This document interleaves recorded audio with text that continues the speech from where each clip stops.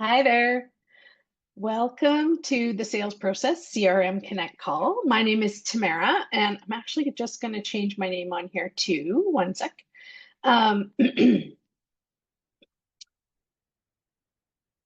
There we go. And I host actually the weekly CRM Connect call and the weekly Funnel Fortune call every week.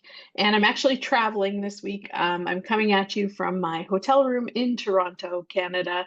I'm here for some business, and so that is why my background looks a little different. All right, so this morning or this evening, depending on where you're located, we are going to talk about a new calendar that the dev team released, and we're going to go walk through how to set that calendar up for calendar appointments. Um, so, for a long time, Sales Process offered a couple different calendar types. And the one that we always recommended for setting up, if you were just using a one-to-one calendar, like it was just your personal calendar, it wasn't for a sales team or anything like that, we always recommended the round robin calendar. And the reason that we recommended that calendar to set up is because it would provide dynamic Zoom links for your meetings, integrated really well with Zoom, and was just it had all the features that you needed for a one-on-one calendar. But what it did was it caused some confusion because it's also highly recommended to be used for a sales team. Because as a round robin calendar, you think about how when you have a sales team, if you want to equally disperse the sales calls that are coming, requests that are coming in to the team, this is the calendar that could do that as well. So the development team decided they took a look at some of the confusion around what calendar do I choose if I'm just a solopreneur, which one do I set up for my appointments, that sort of thing. And so they developed a new calendar, and it's called, let me make sure I get the name right. It's called a personal booking calendar. So we're going to walk through how to set that up this morning. And then we're going to open the floor to some tech questions and get you guys sorted if you're having any tech issues. I am just going to share my screen. All right. Excuse my messy background here. There we go. All right. So when you're setting up a calendar inside of Sales Process, where the first place that you go is you go over here on the left-hand side. And normally I have a larger mouse on my desktop, but if you can see my wee tiny hand mouse here, it just clicks on calendar. And then we're going to go up here to the top to calendar settings. And we'll click on calendar settings. And we're going to create a brand new calendar. So we're going to click on the blue button here, and it's going to ask us what kind of calendar do we want to book, right? So here we see the brand new one. It's called a personal booking calendar. They also have class booking calendars. They have that's the round robin I was talking about. And then this is the collective booking, so that if you have multiple hosts meeting with one participant. And we can also check out, there's an event calendar, and there's also a service booking calendar. So while we're here this morning, I just want to go over what I would use these calendars for. So obviously, personal booking calendar would be your own personal appointment booking calendar, right? For you to set up to meet with clients. Class booking. Now, this is something that you could use if you have a group coaching program and you want to create that weekly call that they all come to for your coaching. The round robin again is just for it's perfect for like a sales team because it will distribute the calls evenly throughout the sales team as they come in. Then you have the collective booking, which is multiple hosts. We talked about that. The event calendar is great for scheduling physical events. So you couldn't use this for like, say, a like a webinar. You couldn't use it for that, right? It's for physical events. And then your service booking calendar is something that a lot of businesses use, like hair salons or massage um, therapists, that sort of thing, because what you can do is you can set up all of your services within that calendar, sell them through the calendar, and they can book the services that way. So these are the different types of calendars inside of sales process. And the one that we're going to set up today is the personal booking calendar. So I'm going to choose that, and I'm going to give my calendar a name. So I'm going to give it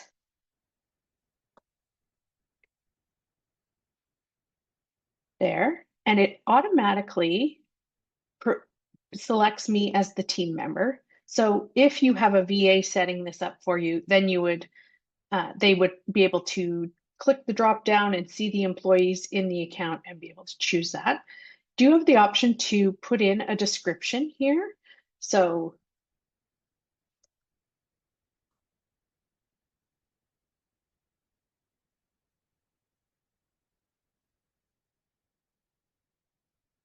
you just put your description there. Now, your custom URL, this is going to be the direct link that you can use to share with your clients if you're not going to embed this on a funnel page, okay? So let's see if this works. It will tell you this slug is already taken, so you just have to kind of go until that goes away, because this is used throughout. These links are used throughout sales process. So there's lots of people who have links. So you just have to create a unique slug for that. Then how long is your meeting going to be? It can be set up in hours or minutes. Then you can also choose what days are you offering that appointment on. You can select those. So maybe I only want to offer it on Monday, Tuesday, Thursday, and Friday. And let's say I want to I want to work from 8 until noon, and then I'm going to take a lunch break. So we will go into the advanced settings to create this here. You can also choose to accept payments for this type. You would put in here how much you charge. So let's say our appointment is $150.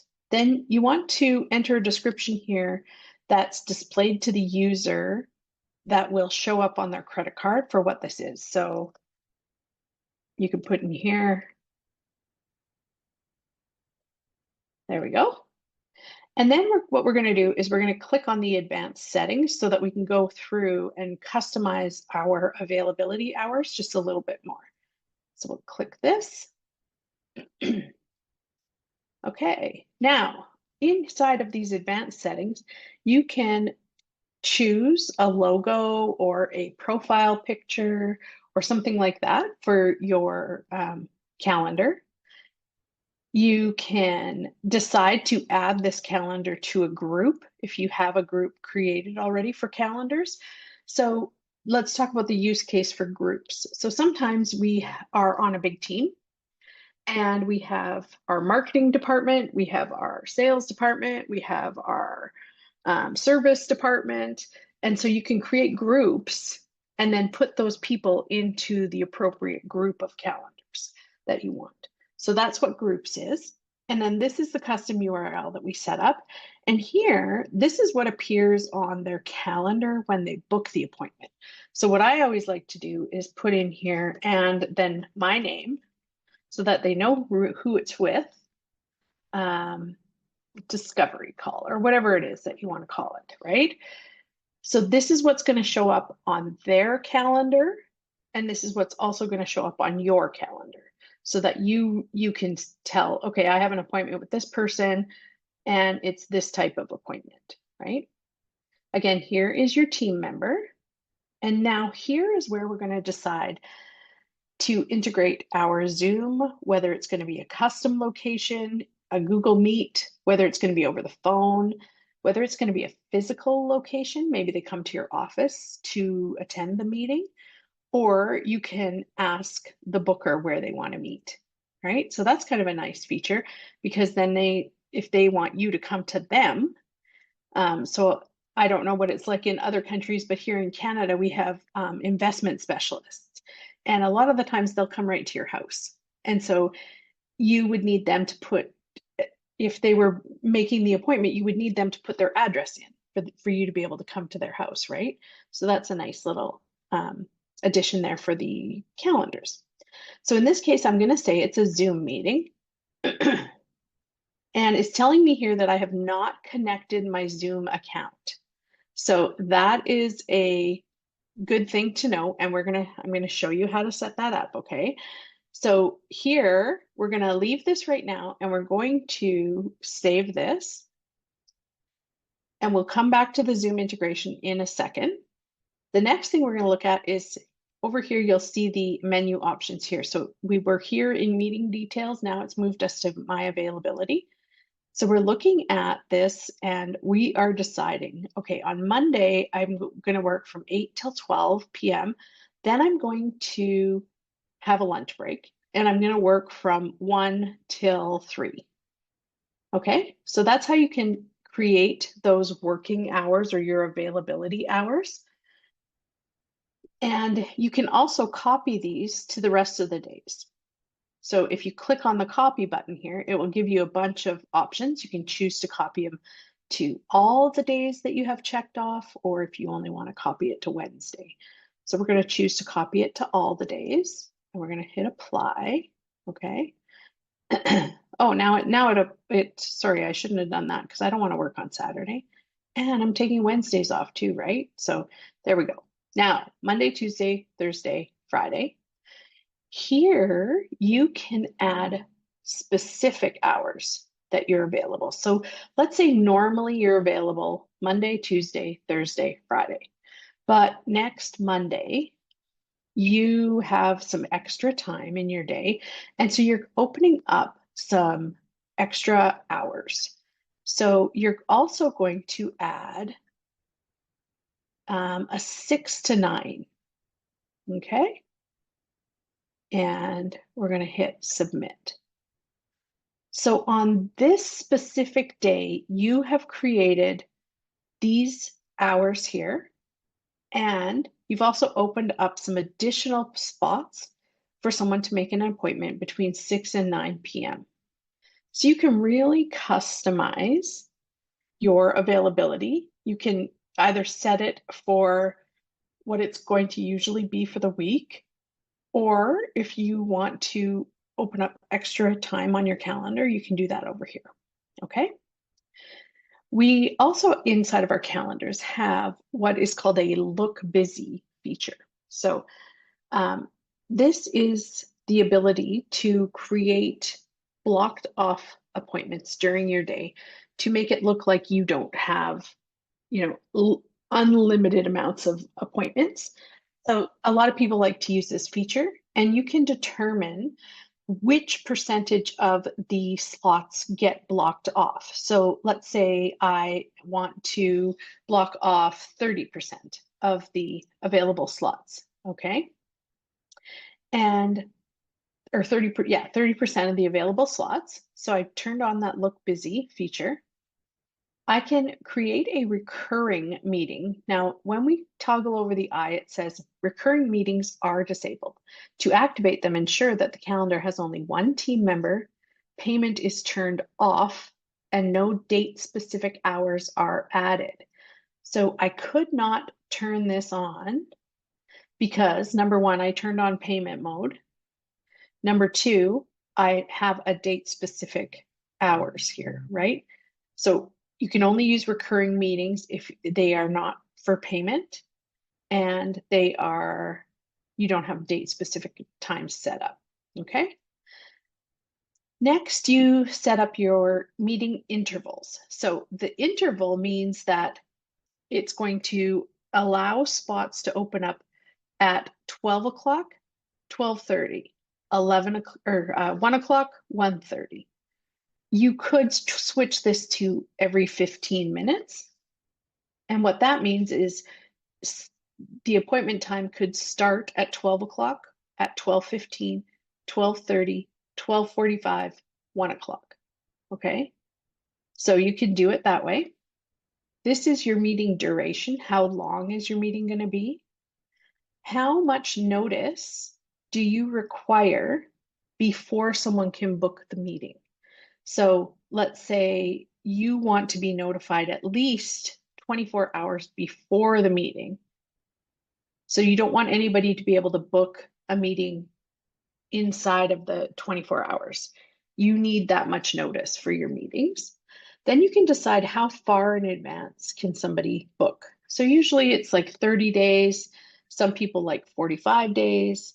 A lot of us don't know our schedules that concretely, and maybe we're going to take holidays in 60 days and we're not sure when. See, we don't want people accidentally booking when we're going to be away. So you can decide how far in advance can somebody book. And then you can decide booking per day. How many appointments per day am I going to take? So here you could set a maximum for 5 bookings a day. And how many bookings per slot? Now, if this is a one-to-one calendar, usually it's going to be 1 booking per slot. You're not going to double book yourself, right? In some cases, like I know some hairdressers that might double book themselves because they can do part of the appointment if they're putting color on your hair. They can also, while you're processing, they will do a haircut or whatever in that same time spot. So that's what you can set that up for. Then here is your pre and post buffer time. So what sort of time do you need in between each appointment that is going to give you enough time to take a break, go, get organized for your next call, whatever it is. Remember that whatever you put in here also will affect when it'll be available here, because it does have to coordinate with your like the meeting interval, right? So if I give myself a 10-minute buffer here and I have a meeting at 12 o'clock and the meeting goes till 12:30, and I have a 10-minute buffer. Okay, so actually I'm going to move this. I'm going to make this 0. I'm going to make it 10 minutes after. So 12:30, this puts it at 12:40. So then my next appointment actually can't be until 1 o'clock, right? So just keep that in mind. So now that we've set up our availability, we're going to go to the next step, which is forms and payment. And we can get granular here in the terms of, let's say we have a pre-qualification form that we want our clients to fill out before they book their appointment. Now, normally all of our calendars, this is what is collected. You get your first name, last name, email, phone number. That's it. So you can actually build a form. And if you have like pre-qualifications that you want to put in there, or let's say it's an application form for something, you can ask questions in there before they're allowed to book their appointment. And that information will either qualify them or exclude them from being eligible for your offer, right? So this is the default that's set here, but you can also build the form first, and then you can come in here and you can attach it. So here I have an application form, so I can attach that here. And so at the time that they book the appointment, they also have to fill out the application form. Then this next step is, what do you want to happen first? Do you want them to have to fill out the form first, or do you want them to be able to book the appointment first? So you can choose which order this happens. And if I want to change it, I just click on this and I move it up. So now I've chosen that they're going to have to fill out the form first, and then they can choose the date of the appointment. Okay. You can turn this on so that people who are booking the appointment can also invite guests. And sometimes this is good, especially if you're like a loans officer or a banker, and it's the husband booking the appointment, but he also wants his wife to come. So he can add his wife in here as well. So then he would put her name and email in here. And you can also send the custom form to the guest as well. So you can toggle this on or off. Okay. Now, you can choose to use the default calendar page after they book their call. There's like a default page that comes up that says, thank you for your appointment, and you can customize the message here. But you can say, thank you for booking your call. And then it also shows like, add this to your Google Calendar, add this to your Outlook calendar. You know, those little buttons that you can use to add it to your calendar. You can put your Facebook Pixel ID here if you want to be able to capture the appointment information and use that for ads later or just to collect data. I like to have this turned on in most cases, depending on the type of appointment that you provide. What auto confirm does is it just automatically just books the appointment. In some cases, you would prefer to have your customer confirm the appointment before the appointment's actually on the books, right? So let's say I know my dentist does this. My dentist will book me an appointment, and then a few days before my appointment, they'll send me a text message and say, you have an appointment booked on this day. Please confirm or cancel, right? And so you have to send them a text message and say confirm, right? So if you turn that off, any calendars or any appointments that are booked are not confirmed. And so I would want to set up a workflow to send them an appointment reminder and get them to confirm the appointment, right? Okay. And then we have turned on accept payments here. We're charging $150. You can also accept partial payment. So you can toggle this on and say how much is the deposit? How much is, you can either, it can be a fixed amount or it can be a percentage. And then you have the description here. You can also, because we have the payment amount turned on, you can test it first. You can toggle that into test mode, and you can go through and book a fake appointment, test the payment, make sure everything's working, and then you would push this back to live. Okay. Now we're going to jump into notifications and additional options. So if we scroll up to the top here, normally what we do is we will set up a appointment, and then we will combine that appointment with a workflow to send them a confirmation email, and then also to send them a reminder 24 hours before their appointment, and then like an hour before you send them another reminder. You can do that through a workflow. If your clients don't need that extra step of the reminders, you can set your calendar up to send them notifications. So you can send them an acknowledgement email, and you can decide who's going to receive it. Is the contact going to receive that email? Is the guest? Is the assigned user? And additional emails, right? So you can decide, I'm not going to attach this to workflow. Doesn't matter if there's reminders sent out. I just want them to get the confirmation. So I can just send it to them. I want to be able to include their guest, and I want to receive the email. Okay. Then you can decide, do you want to allow Google and Outlook to send meeting invitations and update emails to attendees? I don't usually turn these on because they're going to get a bunch of email from me already, right? So I don't usually turn these on, but maybe in your case, it makes sense to. This one here is assign contacts to their respective calendar team members each time an appointment is booked. And this sort of, what this does is that it attaches that client to you. You become the owner of that client is basically what it's saying. And so in a sales team setting, this makes a lot of sense, right? You want to assign the person that is their salesperson to them.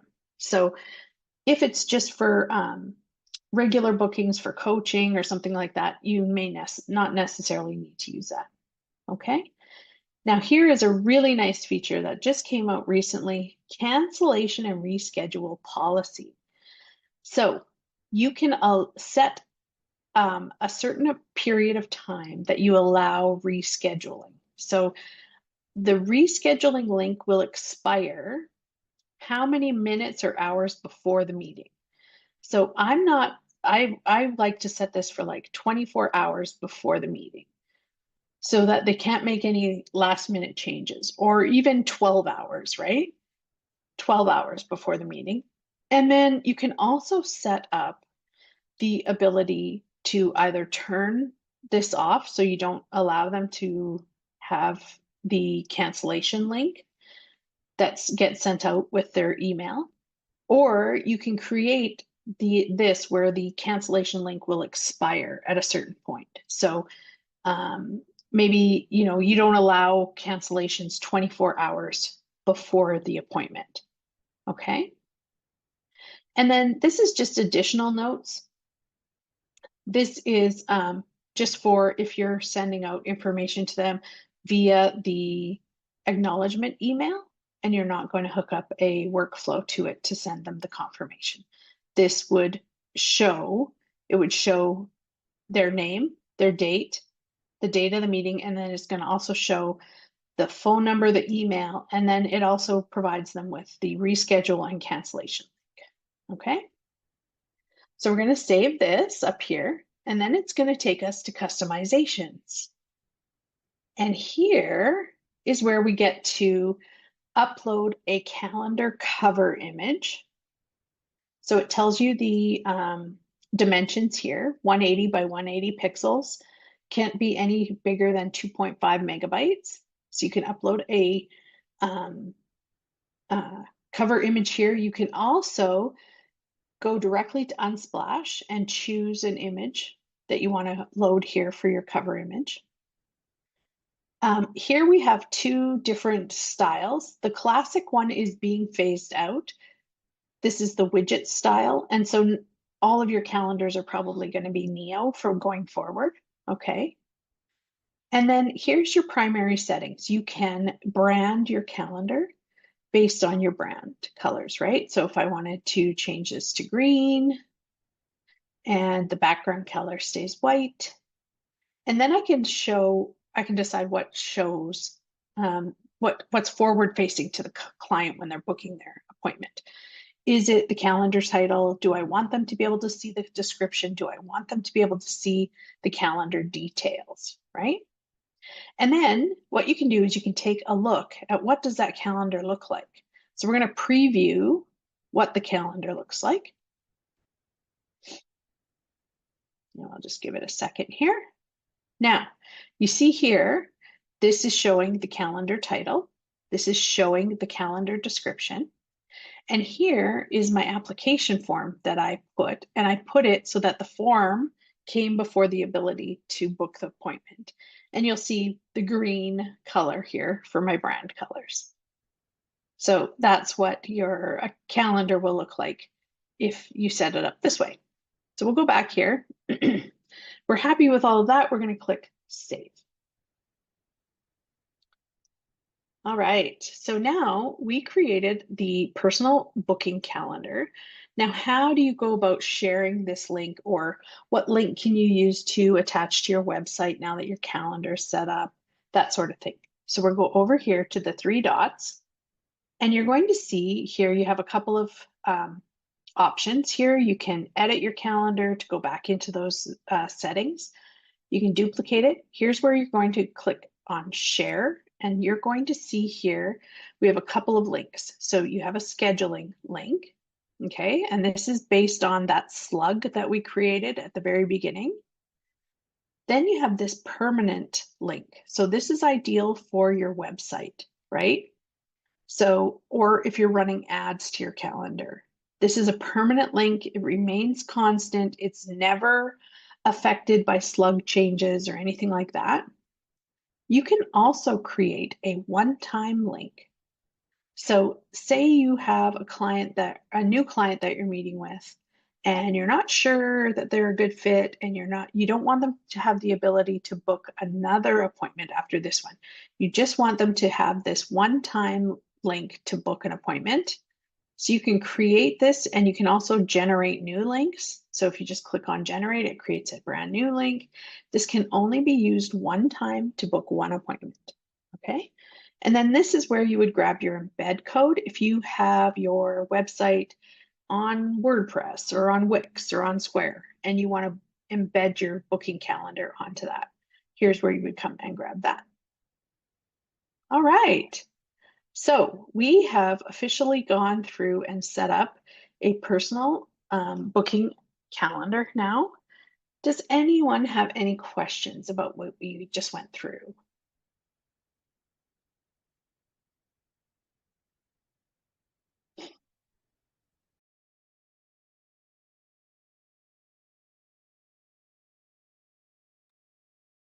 No questions? If you want, you can unmute or you can put them in the chat as well. It's up to you. All right. Well, then we will move into our tech support phase here and open the floor to anybody who has any questions about anything that they're trying to build inside of sales process or anything that you're having problems with. Of course, feel free to unmute or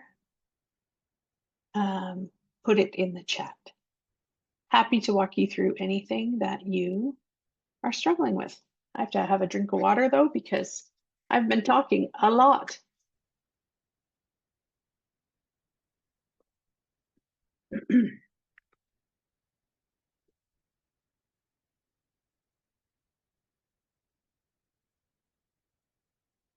And it can be questions about anything. It doesn't have to be about the calendar. It can be about funnels, it can be about workflows, it can be about setup of anything. We can walk through it together.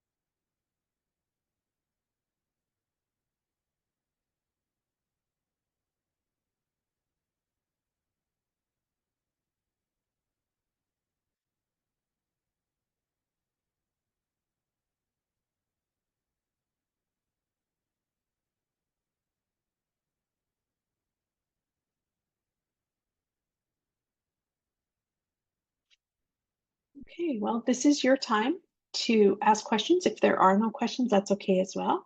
I'm going to leave the room open in case anybody else decides to pop in for some tech support. But I'm just going to mute my mic and I'm going to just be working in the background here. If anyone has any questions, they can unmute and ask me. I'm here for another 25 minutes, so.